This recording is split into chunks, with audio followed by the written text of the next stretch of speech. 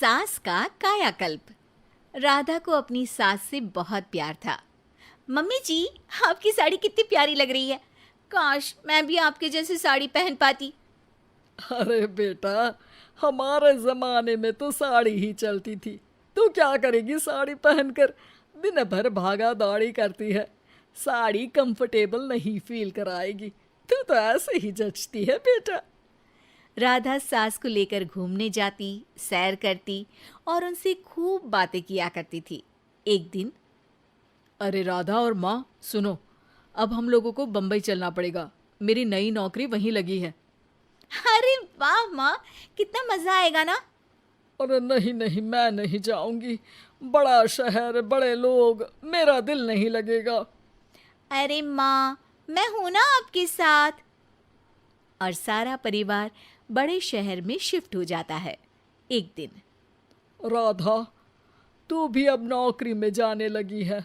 मैं तो बोर हो जाती हूँ। सोच रही हूँ आसपास की औरतों से दोस्ती कर लूँ।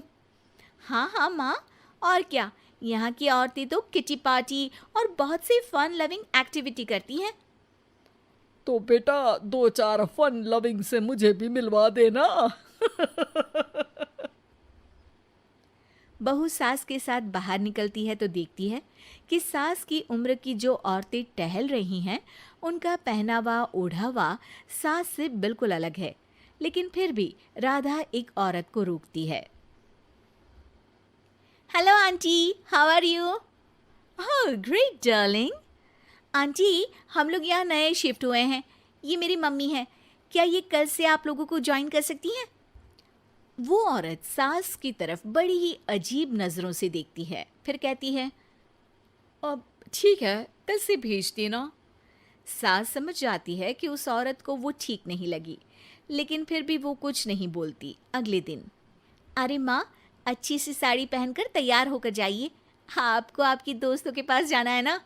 और नहीं नहीं, मैं सोच रही हूँ घर पर बैठकर टीवी देखूं। वैसे भी रामायण का नया एपिसोड आएगा।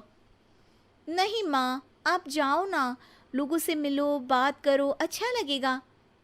ना चाहते हुए भी सास उन लोगों के पास जाती है, लेकिन सभी सास से बुरा व्यवहार करते हैं। सास मुंह लटकाकर घर आ जाती है। बहू समझ जाती है कि सास को कुछ हुआ है।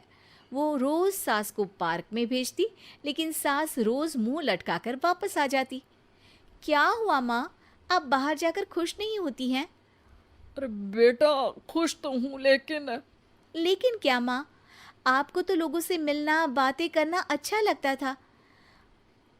मैं देख रही हूँ कि आजकल आप बाहर से आती हैं तो परेशान सी दिखती हैं। सास कुछ नहीं कहती, अपने कमरे में चली जाती है। अगले दिन राधा चुपके से सास के पीछे पार्क में जाती है। हेलो, कैसे हैं आप लोग? एक औरत मुंह बनाकर साइड हो जाती है। सभी एक दूसरे से बात करती हैं, लेकिन राधा की सास साइड में चुपचाप अकेली बैठी रहती हैं। राधा घर आती है और सास के वापस आने का इंतजार करती है। सास मुंह लटकाकर घर आती है। अरे मम्मी जी, तब से इंतजार कर रही हूँ, जल्दी तैयार हो जाइए, मार्केट जाना है। राधा सास को लेकर बाजार जाती है और उन्हें कुछ मॉडर्न कपड़े दिलाती है। अगले दिन सास उन कपड़ों को पहनकर पार्क में जाती है। Oh my god, you are looking gorgeous. Beautiful top, कहाँ से लिया? हे, मेरे घर में कल किटी है, तुम जरूर आना। अजीब औरतें हो तुम लोग। मैं रोज आती थी, तब तो तुम लोग सीधे मुंह बात भी नहीं करती थी। आज इन कपड़ों को देखकर तुम मुझे घर बुला रही हो। लेकिन सुनो, अब मुझे तुम लोगों से कोई बात नहीं करनी और ना ही दोस्ती करनी है। अरे तुम तो बुरा मान गई। वैसे दोस्ती नहीं करनी थी तो ये कायाकल्प क्यों किया? ये मेरी बहू ने किया है। मैं यहाँ सिर्फ ये देखने के लिए आई थी कि तुमको मुझसे समस्या है या मेरे कपड़ों से। कपड़े तो बदले जा सकते हैं। अच्छा चलो, जो भी हो, अब हम लोग तुम्हें अपने साथ रखने को तैयार हैं। लेकिन अब मुझे तुम लोग नहीं पसंद। ये बोलकर राधा की सास वहां से चली जाती है। वाह माँ जी, आज तो आपका चेहरा खिला खिला सा लग रहा है। लगता है आपकी सहेलियों ने आपको अपना लिया। हाँ, वो तो अपनाना ही था। दिखावे वाली जो है वो, मेरे कपड़े बदलते ही उनका दिल बदल गया। लेकिन आज मैं उन्हें मना कर आई, अरे क्यों माँ जी? क्योंकि उन लोगों को मुझसे नहीं मेरे कपड़ों से दोस्ती करनी थी। वैसे मेरे पास तो तू है ना, मेरी प्यारी बहू, मुझे किसी की जरूरत नहीं है। अरे नहीं नहीं माँ जी, आप ऐसा क्यों सोच रही हैं? बेटा ये गलत भी तो नहीं है, जैसा देश वैसा भेष। क्यों?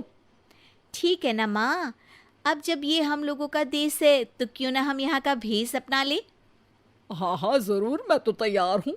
समय के साथ खुद को बदलने में कोई बुराई नहीं है, लेकिन कहीं नकल के चक्कर में बंदर ना दिखने लगूं। खैर, बहू लग जाती है सास की कायाकल्प।